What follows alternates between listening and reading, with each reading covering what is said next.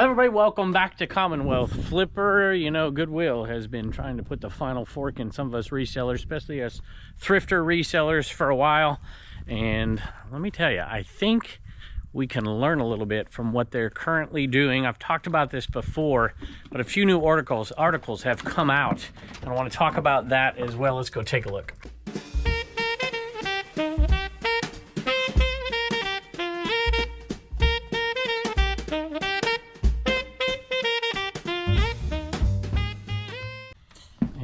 Looks like I got one dog in here. You don't want to come in, bud? You don't want to come in? You don't have to come in. Now you're going to want to go out. And honestly, y'all, if you have been watching me for a while, you've seen me make moves over the last year and a half or so, maybe 2 years actually, looking forward to kind of what's happening and has happened and is going to continue to happen. And I'm going to talk about that, but I'm going to put it in the context of what Goodwill is doing. We don't often think that we can learn from Goodwill, but they've got a couple of interesting strategies that I've seen unfold and we've talked about, and I want to talk about those a little bit today. But we've got some great sale. I sold a $670 item as well today. We've got a really nice batch of sales headed out of here, including this little Furby guy right here. This one was not listed long. I bought a Furby for $15 at a sale, and it sold really quickly. And then I bought another Furby, and this one sold quickly. So maybe they're back to being hot again. $34.95 plus shipping. Not an incredible. I don't know what I paid for this one. Probably around the $5 or $10 mark. So it's not a big profit, but I love buying them and I pick them up whenever they're reasonably priced. This one happened to work. So I kind of like it when the news comes out and kind of proves me, you know, right. That sounds a little arrogant, doesn't it? But in this case, it's kind of what I've been talking about for quite a while in the evolution of Goodwill, let's say, and the higher prices of Goodwill, and in this case, the makeover of Goodwill and how it ties to real estate. So there's a New York Times article. I'm too cheap to subscribe to that. I looked at a different one to see if there was other people doing articles. That's often what happens. You know, one person gets an idea and then they do this. And look at the numbers a little bit and look at what Goodwill is doing. Even if you don't go to Goodwill anymore, you know, the prices are too high or whatever, there's still a lot of people who do just that, and that is their primary sourcing. And I'm not even talking about the bins. This is one of those Eeasier listings that we did in the last batch, and this one sold for $8.94 plus shipping. Did not take us long at all. We did tons and tons of these. This is the first one that sold, so that's exciting. All right, Goodwill Makeover drives thrift store revival. Goodwill Makeover brings larger stores, better design, and upscale donations to attract younger shoppers and affluent neighbors. One of the reasons that we are called pickers is because we are just that. We are pickers. We don't want to go out and get tons of quantity like Goodwill has to deal with because we don't have the space, we don't have labor, we don't have any of those things. And that kind of ties into what I want to talk about. Excelled. I've had this thing forever, y'all. 600 and something days, I believe. And I paid $1 for this one. I bought another one at another sale, almost identical to it. And I paid up for that one. But that one sold quickly because it was in better condition. This one sold for $110 plus shipping. So if you haven't noticed, thrift stores have changed greatly. And it's obvious to those of us who've been shopping thrift stores for a very, very long time. I'm going to tie in a few points, but let me get some stuff out of the way here. Goodwill is expanding with 42 net new stores, many in higher income neighborhoods, part of a broader strategy to appeal to wealthier donors and to Gen Z shoppers. When I was down in Florida, there was so much stuff. It was high-end, if you want to call a flea market a high-end flea market. And much like we're talking about the thrift stores here. And I didn't buy much there, but I did find a few multi-quantity deals that were pretty good, worth buying. I paid $15 for 16 of these. And so we're less than $1 a piece. The first two sold to the same person. Looks like they're a viewer. Thank you for that. I appreciate that. But these have a pretty decent track record on eBay. And they sold for over 30 bucks plus shipping. $31.90 actually, and Carolyn, of course, will send you a shipping refund because you got two. Wow, the John Deere manuals are amazing. The box came in today. She's the one who bought those off of us last week. Thanks again for all you do. I'm so impressed, Carolyn. Carolyn, thank you for being the first one to buy that multi-quantity deal from us. There was a ton of people as soon as we listed it. Lots of views, lots of watchers, and I'm like, it's not going to take long to sell one. And I'm glad you grabbed them. And like I said, 16 total. Actually, there were 17 total. But I sold one of them off on Dibbed really quick. And I think one was outside of the bag or something packed in there. And I'm like, let's just sell it on Dibbed. So, anyway, thank you. Redesigned stores feature modern layouts, signature scents, and better lighting. Part of a push to change perceptions of secondhand shopping. I'm going to tie this into something that I've been thinking about for a long time, moving towards. I know I'm not Goodwill, but I think it'll correspond, and some of you may be inspired by it a little bit. Shopper foot traffic at Goodwill rose 9.5% year over year, more than double the growth rate of traditional apparel stores. That surprises me a little bit, I'm not going to lie, because my Goodwill down here, which has none of those things, it's the ghetto of Goodwills, I guess you could say. The foot traffic in there is drastically reduced. But that kind of leads me to my point anyways, but I'm going to read a couple more things. Sold a pure filter. This one, a lot of these, I used to sell these things all the time. You just can't sell them anymore. But this one sold for $25 plus shipping. With $5.5 billion in retail sales last year, up 37% from 2019, Goodwill is investing in retail real estate and content-driven marketing to fuel continued growth. This was a freebie that I thought would be good enough to list and sell, and it never did. So we just kept reducing it. Sold for $10.50 plus shipping. A new look for a familiar name. Long associated with cluttered aisles and dimly lit stores, Goodwill is undergoing a retail reinvention, reports Wall Street Journal. So this is taking off of their article right there. The nonprofit is rolling out bigger, brighter stores in affluent neighborhoods, designed to draw in upscale donors and a new generation of thrifters. That part right there, designed to draw in upscale donors, I think is important here. Some locations now feature signature scents, curated layouts, and even TikTok influencer collaborations. Y'all, trends are a real deal. That's part of why I'm reading this, but trends and stuff I sell is changing. I used to sell board games, board game parts and pieces years and years and years ago. And then I kind of slowed down, and then COVID hit, and they just started going up. I'm like, shoot, I'm going to buy them again. And now I'm slowing way down. I used to get $40, $50 for this game. Now we're down to $25 plus shipping, and it's hard to ship. So I shy away from them unless they're dirt cheap. All right, I haven't given much commentary to this, but I'm going to here in a minute. The shift, I'll give a little bit right here. The real estate at the heart of the strategy. This is something we've mentioned before on this channel about real estate and Goodwill. And I'm not going to go into all of it again. The shift hinges on real estate. Goodwill targets wealthy areas with easy drop-offs and larger stores to attract high-end donations like designer clothes and jewelry. One West Virginia store recently received a donation of Tiffany jewelry. Others have reported finds like Gucci and Chanel. West Virginia? Larger store footprints also allow, and are they real, right? Also allow for better sorting. These are the key points. I'm going to tie them all together. Better sorting, eliminating the overflow of unsorted goods often seen in older locations. I think all of this is intriguing, and it's very telling to me. And if you watch my channel with some of the things that I'm starting to do, because in essence, y'all, we are a competitor of Goodwill.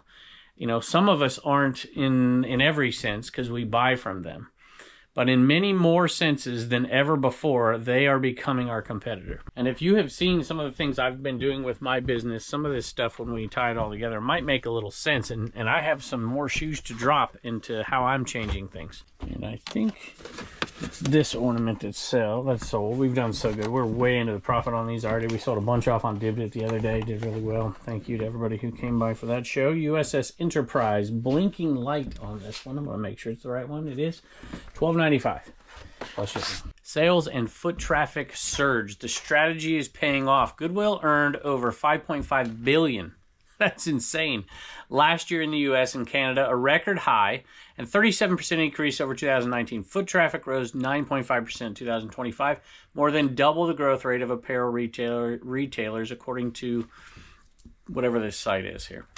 The expansion includes 42 net new stores, with organizations like Goodwill of Central and Northern Arizona leading the transformation. These locations often resemble off-price chains like Marshall's or Home Goods, down to the polished concrete floors and the well-lit displays. Thrifting goes Gen Z.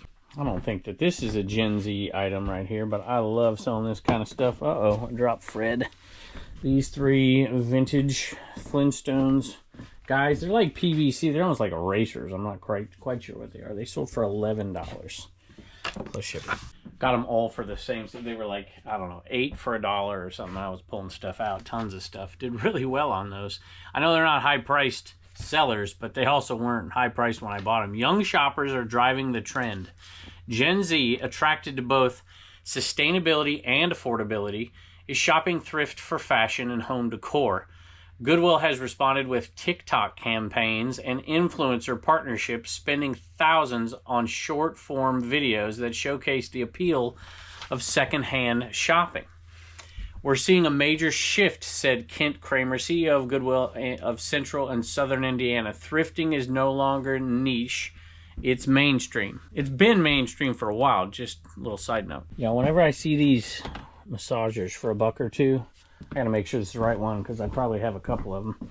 I pick them up, and this one sold very quickly. $29, $28.95 plus shipping. Despite the momentum, Goodwill faces real estate challenges, including high construction costs. They're buying this stuff, y'all. They are owning these buildings and the land that they're on. Not always, and sometimes you have to, reconstruct even though you're leasing. Tight retail vacancies and skeptical skeptical landlords. Some locations still suffer from dated designs, and market expansion requires navigating lengthy permitting processes. Yet with data showing that shoppers often visit multiple Goodwill locations in a single day, how many of us have done that? The organization is rethinking store proximity. In Indiana, locations are now just 3 miles apart, departure from the 9 to 10 mile spacing of previous years. Y'all, it's crazy. This is a monumental moment. And the last 2 of these sold, even though there's 3. I kept an extra one because in case I miscounted that first time, I'm going to take it out. And we'll do some, maybe we'll throw it over on Dibdit.com. So the last 2 of the listings have sold $20.92. For those. We made well over $1,000 on these plus shipping. Thrift and why it matters. Thrift and off-price retail are among the most resilient categories in commercial real estate. Think about that for a second. Goodwill's modern strategy uses retail design, data, and social media to stay competitive. It also supports its mission of funding job training and placement programs. I suggest that I propose that if you ask 100 people what Goodwill's mission is, 10% of them will get it right.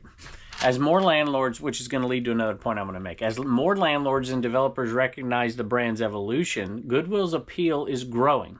It's becoming a desirable anchor tenant for shopping centers, balancing affordability with foot traffic. I sold a Black & Decker Space Maker, not in the box, not even in great condition. These things can sell. Don't ignore them. Well, you can ignore them if you want. I just choose not to. This one came out of Mike Duckpile Picker's lot. That one sold for $24.95 plus shipping. All right, so what does this mean for us? What does this mean for you? I don't know what it means for you. I can tell you what it means for me. I have realized thrifting for me has pretty much, it hasn't dried up completely. I just don't do it as much anymore because it wasn't as fruitful as it used to be. And you've seen the shifts in Goodwill around here. Now, there's one other major thrift store around here that is growing, and that's encouraging to me. But they're also doing this. You can see it. It's set up so much nicer. It's a different experience. And with that comes higher and higher prices. So I mentioned in the video here a little bit earlier that the convenience of drop-off and being close to areas where you're going to get better merchandise and the process is easier, that's the key here, and that makes me think. Because let's face it, Goodwill gets this stuff for free. So do they get it for free because people are in love with their mission and what they do? I would contend that most people aren't even aware of what their mission is. And so to me, it's the convenience of dropping things off that you no longer want, that you just don't feel, in good conscience you can throw away, for instance. And so the locations of these Goodwills around here, you know, in the rural areas, not the 2 cities or 3 cities. We live in a little bit of a triangle here. They're growing, and the Goodwills are better and looking better and have better merchandise for the most part. And the rural ones are all closing down, shrinking, and have poor merchandise. That is part of the strategy, along with the diversification of how they sell this. The growth of the Goodwill bins serves a major purpose. If you're going to create a better atmosphere in these larger Goodwills, you're not going to have some of the junk that you used to have in some of these locations. You're not going to have this wonderful shopping mall have you as a resident, and you're going to be selling garbage to them. So the sorting process is key. And this is where I see some things that I can learn from, that I have learned from. If you've noticed, my business has turned into a 3-pronged business. It's not fully there yet, but it's not just an eBay business. It's not just a picking business anymore, because let's face it, picking is becoming harder as I go out to these highway sales and stuff. It's a little bit harder. It's not impossible. We still do fine. And thrifting has become harder than it used to be. So my thought process has changed a little bit. I'm still going to do all those things, but how can I get merchandise in another way? And the answer is in the convenience of it. Goodwill has tapped into this idea of convenient drop-off. And let me tell you, if you look at some of their stores, you see it. And it assuages their guilt, if you will, if they're dropping, and they'll put high-end merchandise in there. So I am now in the process of making myself much more visible and available to people through connections and other ways that I'm not going to talk about just yet. You'll see them in the future. Even storage unit buyouts, you've seen me do 2 now. You will probably see a little bit more of that. Now, I'm never going to go all in on that. I love garage sales too much. But another key to this is property. The reason the reason Goodwill can do this is because they have property that they can do it in, whether they're leasing it or sometimes buying the entire thing and setting it apart from everywhere else. And they're able to do the sorting, and they now have 3 different methods to sell stuff, if you haven't noticed. And they're even using social media to do it. So there are some lessons to be learned here. I will tell some of these stories in the coming weeks of what I've been hearing people doing and having some success at, and then tapping into some of the things that I'm slowly starting to do to make myself more available and more visible to people who don't know who I am because of social media. Anybody can do this, but it does take capital and it does take space to do it. And if you're able to do it, my 3 prongs, by the way, are eBay, live selling over on Dibdit, and now using this list Eeasier to sell on eBay. It's just a totally different business model than my picking style that I've been using for 25 years. I've got an item that I think's in that other shed, and I don't want to go out there right now because I'm in a bit of a hurry. Okeechobee Fats fishing bag. I'll show it to you right here. $22 plus shipping. All right, I'm going to show you the big sale next. And I'm not going to get into the details of this. I want to show you over 2026 the shifts in business that I'm starting to make so that I can still do the business that I've always loved, which is going to garage sales and treasure hunting. But I will just say that I have talked to multiple people, probably just 5 or 6 in the last month, about some of this stuff and learning from some other people who do things. Some of them are things you already know about. There's a house clean out guy who gets paid to clean out houses, and then he takes this stuff. But I've been asking about the systems in place, because if you don't have outlets to get rid of stuff that you don't want as part of your business, then this isn't going to work. And I'm not going to be a flea marketer, and I'm not going to set up at highway sales. And a lot of these folks do exactly that. And a lot of them sell on Facebook Marketplace. So a lot of people, when I say some of this stuff, are like, well, you know, I'm not ever going to sell live. I don't want to sell live and whatever. I'm like, you don't have to. You just need to know somebody who does. Because sourcing inventory is definitely a different game than it was 10 years ago. And I think you're starting to see that if you really pay attention in social media, people that do what I do, they're starting to do things in different methods than they have even just a few years ago. And I'm going to be incorporating that, but I'm different in one way. I don't want to give away the treasure hunting. I don't want to give it up at all. And I don't want to give up the garage sales. And I'm going to do everything I possibly can to never give that up, because there's still a ton of money to be found out there on the garage sale trail. right, you'll see I have 2 Shogun Warriors here, and I will tell this story at some point, but I'm going to save it for a later day. But this is one of those connection sales. I paid up for both of these. I got a grand total of 5 items. My goal was to make a profit on, let's see, on 3 of them, enough to pay for the other 2. And at this point, because this one sold really close to what I wanted for it, $670 for that one, that I think I'm going to actually make a profit above and beyond the 2 items that I wanted for myself. Maybe even a couple $100. We'll see. But I've got to sell that one still, and I got to sell half of a big lot of stuff that I bought as well. Speaking of storage units, and I'm not going to become a storage unit guy, but I'm going to put things in place where I can become whatever guy needs to take place. Let me make sure this is the right one, because that looks like it's a different... Oh, that's the back of it. There were 3 of these, I believe. Wait a minute. Yeah, there's 2 of these. $18 plus shipping. This came out of that storage unit, and we had tons of multi-quantity stuff. Unfortunately, there was only 2 of these. I wish there was 50 of them at $18 a piece plus shipping. I do think, and I know this because I've heard from them, there's a lot of thrifters throwing in the towels out there, and it's like, it's too hard in my area, and a lot of people are like, what are you talking about? I can find this stuff here. It's all very different, no matter, depending on where you live. You can find stuff anywhere, but some places are much, much better if you're going to only be a thrifter. So I kind of get throwing in the towel. However, I don't think you need to. I don't think you have to, and I don't think you have to give up the thrifting part of your business. I think you need to think for a second and twist things a little bit and look at what the thrift stores are doing. Start making connections, start making adjustments in your own business, and you might surprise yourself that you may be making far more money this time next year if you make a few tiny little shifts, which we're going to talk about. Well, I've talked about List Easier, which I did not list these on List Easier, but it's because I wasn't using it when I got them. That would have been super easy. But things like CDs that I would have passed up for sure in the past, I'm now thinking twice about. I still pass up a ton because you got to know a little bit about them. Beyond Hell by Gwar. This one sold for $44.95 plus shipping. Now, what I am gravitating away from a little bit is clothing, but not a ton. And it's because of, well, I don't want to let all the cats out of the bag, but I'm working with somebody who loves clothing, and I don't love it. These are some polo pants right here. They didn't sell for a ton. They sold for $16.59 on 30% off, so it's not too bad. Plus shipping.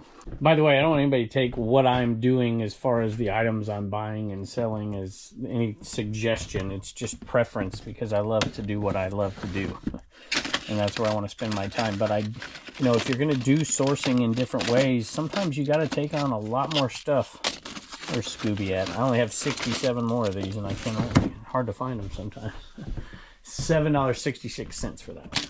If you've watched me for years, one little thing that you've seen change, there's a lot of pieces that I got to put into place. One of them was building Dibdit. I wasn't going to do a third of my business on the black and yellow side for multiple reasons. I just wasn't going to do that. And so building Dibdit, thank y'all for coming over. That's been a piece of it, and I'm excited about it. It's been going so well lately. And it is a wonderfully fun place with some great people. But we'll get into that a little bit later as well. But I have been buying in bulk far more than I ever have before at yard sales, for goodness sake. This was a bulk buy, and this looks like the last one that we listed on eBay has now sold. I think that's it. I didn't see any more over there. And we sold a bunch over on Dibdit as well. Because in order to bulk buy, you're going to end up with a lot of stuff. Here's an example. This sold for $30, believe it or not. That's crazy. Sometimes that stuff doesn't sell at all, plus shipping.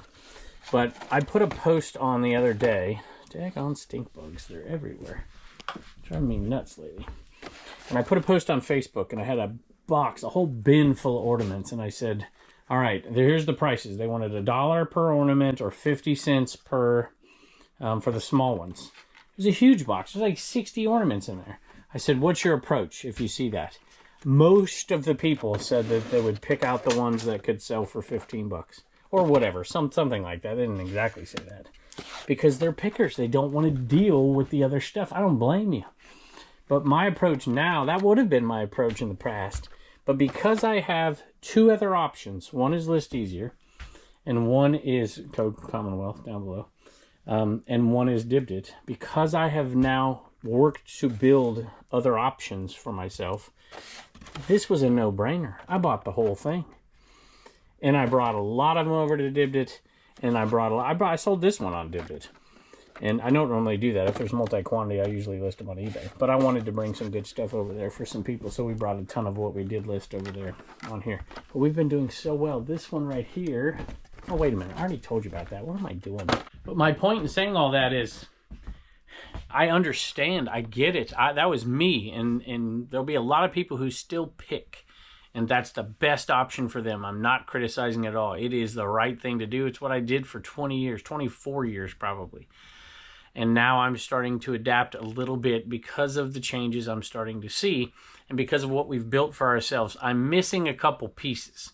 One is one more vehicle that I need to do this. And one is a little bit of either a property or something out here on my property that I haven't added yet to really make this expansion work. We will see. And a lot of people aren't in that position, but you don't have to be. You need to know somebody in your local area who could unload some of that stuff you don't want to deal with. Whether it's a flea market person that you sell it all off to, or whatever, that you want to focus on a niche or focus on what you're doing in order to get the better deal for yourself on these bulk quantity items. I think for some of you out there, this is relevant. All right, I just looked at the clock, and if I don't get my butt going, I can't get Turner where he's supposed to be and then go get Reagan. So I'm going to have to, let me see if there's anything else. One more. Authentic Apple iPhone Lightning dock, no cable. Couldn't have sold for too much. $11.87 plus shipping. But I just wanted to say thank you for listening. I know this stuff isn't all tied together yet. I want to talk about it over the coming weeks and months, and then implement a little bit of it and talk to people who are doing some of the same things in a little bit of a different way in 2026. So thank you for joining us. I hope your Q4 is going well. I hope your Thanksgiving was wonderful. Looking forward to Christmas, and we appreciate you, and I can't wait to see you next time.